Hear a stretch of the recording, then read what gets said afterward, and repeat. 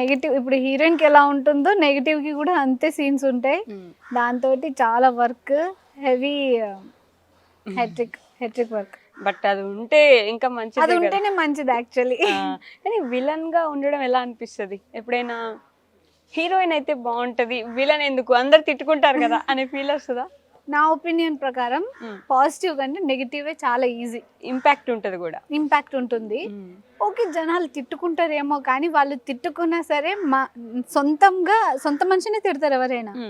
So సొంతంగా అనుకుని తిడతారు, అదే ఇక ఆశీర్వాదంలా తీసుకోవాలి. అప్పుడు మీరంత రోల్ బాగా చేసినట్టు కదా. అది కూడా ఉంటుంది. వాళ్ళు ఎంత తిట్టుకుంటే మనం అంత బాగా చేసినట్టు. అవును, మాకే కోపం వస్తుందంటే మీరు అంత బాగా చేసినట్టే కదా. బట్ ఎప్పుడు అనిపించలేదా నెగిటివ్ రోల్సే పడతాయి మిగతా నెక్స్ట్ ఫ్యూచర్ అంతా ఇట్లా చేస్తే అలా?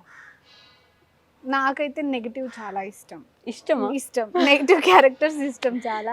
పాజిటివ్ అంటే మనకి కొంచెం నవ్వు అంటే నవ్వాలి, అదే టైంలో ఏడవాలి.